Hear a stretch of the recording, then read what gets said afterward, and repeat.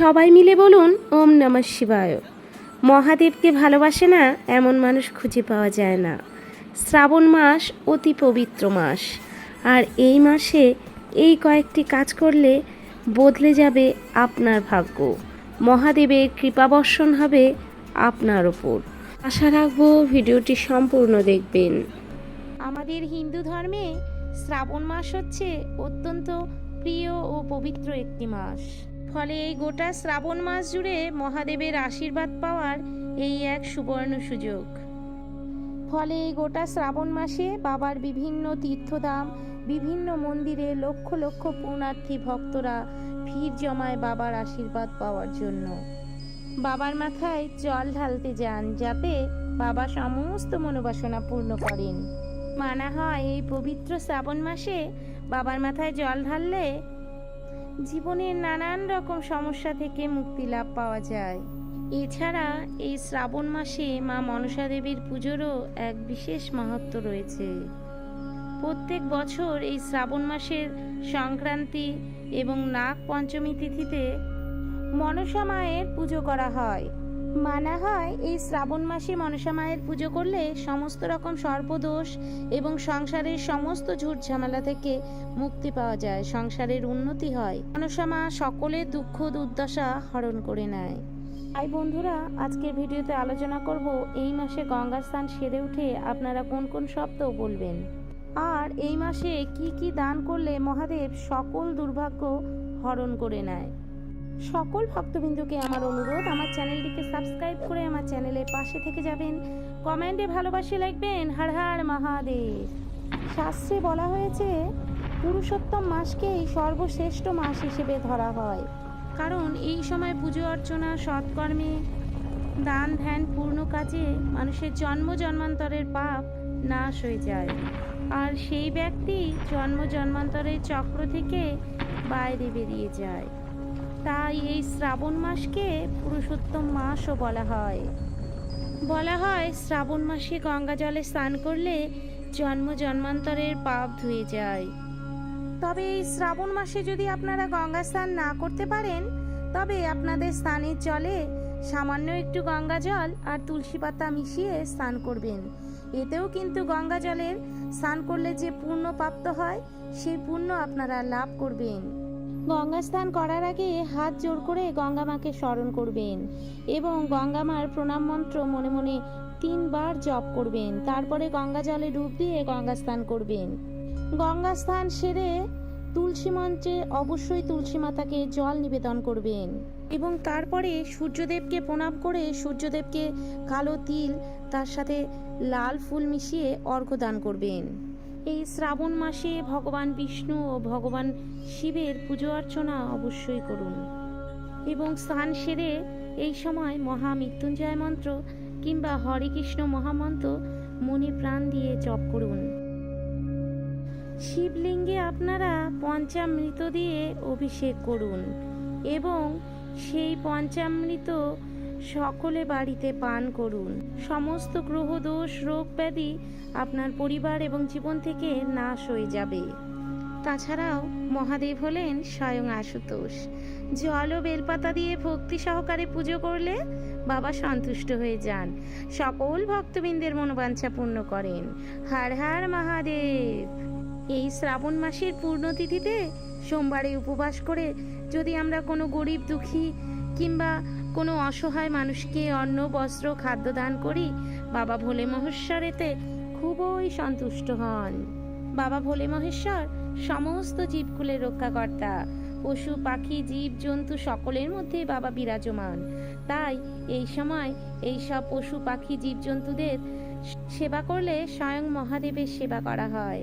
বাবা এতে অতি সন্তুষ্ট হন। আপনারা এই মাসে যতদূর সম্ভব দান পুণ্যের কাজ করুন। এই মাসে কোনো রকম খারাপ চিন্তা, খারাপ কাজ করবেন না, মনে হিংসা দ্বেষ রাখবেন না এবং কাউকে কোনো কটু কথা বা মিথ্যে কথা বলবেন না। বাবা ভোলে মহেশ্বর স্বয়ং বৈষ্ণব, তাই ভোলে বাবার উপবাস করে কখনোই কিন্তু আমিষ খাবার খাবেন না। পারলে সমস্ত শ্রাবণ মাসটাকে সাত্ত্বিক খাবার গ্রহণ করবেন। তাই বন্ধুরা, এই শ্রাবণ মাসে আমরা যা যা সুকর্ম করব, সারা বছরের সৌভাগ্য পালিত হবে এই মাসের কর্মফলের ওপর। ভগবান বিষ্ণু স্বয়ং এই শ্রাবণ মাসকে পুরুষোত্তম মাসের বরদান দিয়েছিলেন। স্বয়ং বিষ্ণু বলেছিলেন, এই মাসের কোনো কার্যই ভক্তের বিফলে যাবে না। তাই শ্রাবণ মাসে মন ভরে যে ভক্ত ভগবানকে ডাকবে, ভগবানের সেবা করবে, অবশ্যই তার মনোবাসনা পূর্ণ হবে। শ্রাবণ মাস স্বয়ং ভোলা মহেশ্বরের জন্ম মাস। তাই এই শুভ দিন, এই শ্রাবণ মাসের দিনগুলো আর হেলায় কাটাবেন না। এই শ্রাবণ মাসের ব্রহ্ম মুহূর্তে ঘুম থেকে উঠে স্নান সেরে অবশ্যই এই কাজগুলো করুন। বন্ধুরা, এই শ্রাবণ মাসে সকাল সকাল ঘুম থেকে উঠে নিজের আরাধ্য দেবতাকে অবশ্যই জল আর ফুল নিয়ে নিবেদন করুন এবং মনে মনে বলুন যে আমার সমস্ত কর্ম যেন সুকর্মে পরিণত হয়। ভগবান শ্রীকৃষ্ণের মত অনুসারে মানব শরীর অত্যন্ত দুর্লভ হয়, কারণ একমাত্র মানব শরীর দ্বারাই আমরা ভগবানের আরাধনা করতে পারি। শাস্ত্র অনুসারে যদি আমরা কিছু নিয়মবিধি মেনে চলি, অবশ্যই আমরা ঈশ্বরের সান্নিধ্য পাব। প্রত্যেক ব্যক্তিকে একদিন হলেও ব্রহ্ম মুহূর্তে ঘুম থেকে ওঠা উচিত, এবং যদি আপনার 3টে থেকে 5টার মধ্যে ঘুম ভেঙে যায়, তাহলে ভাববেন স্বয়ং ভগবান আপনার উপর সদয়মান। ভগবান স্বয়ং আপনাকে ইঙ্গিত দিচ্ছেন যে আপনার ব্রহ্ম মুহূর্তে ঘুম থেকে ওঠা দরকার, কারণ ব্রহ্ম মুহূর্তে আমাদের এই ব্রহ্মাণ্ডের সূচনা হয়। ফলে সেই সময় আমাদের পৃথিবীতে বহু দেবী দেবতার আগমন হয়। এছাড়াও এই সময় বায়ুমণ্ডলে এক পজিটিভ শক্তির উৎপন্ন হয়। তাই এই ব্রহ্ম মুহূর্তে যে ব্যক্তি ঘুম থেকে উঠে ঈশ্বর সাধনা করে, তার মনে সব সময় পজিটিভ শক্তি কাজ করে, তার কখনো অশুভ শক্তির সঞ্চার হয় না। যেই বাড়িতে ব্রহ্ম মুহূর্তে ঈশ্বর সাধনা করা হয়, সেই বাড়িতে মা লক্ষ্মীর বিরাজ হয়।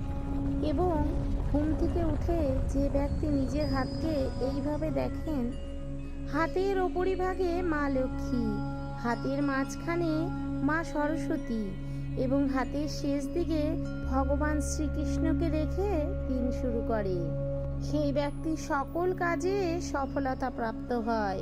মা লক্ষ্মীর কৃপায় সে ধন সম্পত্তি প্রাপ্তি করে, মা সরস্বতীর কৃপায় সে বিদ্যা বুদ্ধি প্রাপ্তি করে, আর ভগবান শ্রীকৃষ্ণের কৃপায় সে সব দুঃখ থেকে মুক্তি লাভ করে। ঘুম থেকে উঠে মাটিতে পা দিতে আমাদের ভূমাতার কাছে ক্ষমা চাওয়া উচিত।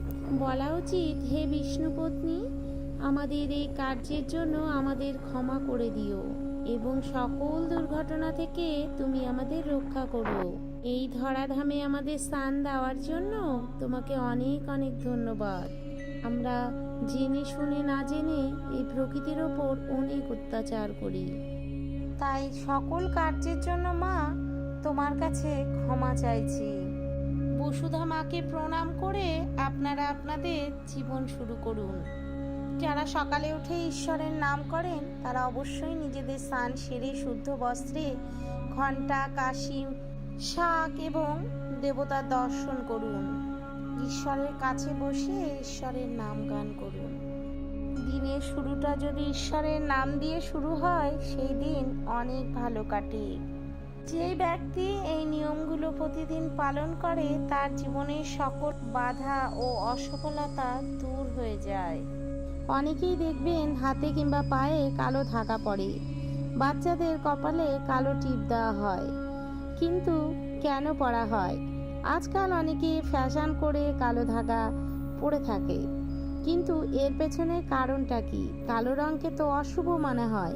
বাচ্চাদের কালো টিকা পরানো হয়, এতে বাচ্চাদের যেন কোনো খারাপ নজর না লাগে, অর্থাৎ নেগেটিভ এনার্জি যেন বাচ্চাকে না ছুঁতে পারে। শাস্ত্রে বলা হয়, কালো রং ভগবান শনি ও রাহুর সাথে সম্পর্কিত, কাল ভৈরব দেবের সাথেও সম্পর্কিত কালো রং। মহাকাল শিবের 5 নম্বর রূপ ভৈরবকাল। কাল ভৈরব শিবের উপাসনা করলে দৈবিক মানসিক সমস্যার সমাধান হয়। এই জন্য কালো রং ব্যবহার করে বিভিন্ন রকম সমস্যার সমাধান পেতে চায় এবং সমস্ত নজরদোষ থেকে এড়াতে চায়। ভগবান শিবের বরদান অনুসারে ভগবান শিবের যে কোনো পুজোর আগে কাল ভৈরবের পুজো করা অনিবার্য। মহাদেবের আরেক রূপ কাল ভৈরব অল্পতেই সন্তুষ্ট হন। কপালে কালো রঙের টিপ দিলে নেগেটিভ এনার্জির প্রভাব বাচ্চাদের পড়ে না। বাচ্চার কপালে যদি বড় করে কালো টিপ দেওয়া হয় তো মানুষের নজর প্রথমে ওই কালো টিপটার ওপরই পড়ে, ফলে মানুষের কোনো রকম বাজে দৃষ্টি বাচ্চার ওপর পড়ে না। বন্ধুরা, শ্রাবণ মাসে নজরদোষ এড়াতে আপনার ছেলে মেয়ে বা সন্তান কিংবা আপনি নিজেও এইভাবে কালো ধাগা গ্রহণ করতে পারেন। শ্রাবণ মাসের সোমবারগুলোতে শিবের আরাধনা করার সময় বাজার থেকে একটি কালো সুতো কিনে আনবেন এবং সেটা গঙ্গা জলে পবিত্র করে মহাদেবের কাছে অর্পণ করবেন এবং তারপরে পুজো শেষে সেই কালো ধাগা বা সুতোটি নিয়ে এসে আপনার সন্তান সন্ততি কিংবা আপনি নিজেও ডান পায়ে কিংবা বাঁ পায়ে যে কোনো একটি পায়ে ধারণ করতে পারেন। এতে কিন্তু আপনার নজরদোষ এড়াবে, কোনো অশুভ শক্তি আপনাদের মধ্যে কোনো প্রতিক্রিয়া সৃষ্টি করতে পারবে না। যদি পায়ে পরা সম্ভব না হয় তাহলে হাতেও কিন্তু এই কালো ধাগা বাঁধতে পারেন কিংবা গলায় পরতে পারেন, এতেও নজরদোষ এড়াবে এবং শ্রাবণ মাসে এই কার্যটি করলে মানুষের সমস্ত রকম অশুভ শক্তিগুলো আপনার ধার পাশে ঘেরতে পারে না। সমস্ত রকম বিপদ থেকে স্বয়ং মহাদেব আপনাদের উদ্ধার করবে। বন্ধুরা, এতক্ষণ ধৈর্য ধরে যারা আমার ভিডিওটি দেখছেন অবশ্যই কমেন্টে ভক্তি সহকারে হর হর মহাদেব লিখে যাবেন এবং শ্রাবণ মাসে তৃতীয় সোমবার 4 আগস্ট অবশ্যই এই দিনটি বিফলে দেবেন না, ভক্তি সহকারে ভগবানের পুজো করবেন। এই শ্রাবণ মাসে ভক্তি ভরে পুজো করলে মহাদেব স্বয়ং ভক্তের মনোবাসনা পূর্ণ করেন। বন্ধুরা, আজকের ভিডিওটি এখানেই সমাপ্ত ঘোষণা করব। আপনাদের সাথে সাক্ষাৎ হবে নতুন একটি ভিডিওতে। সবাই ভালো থাকবেন, সুস্থ থাকবেন।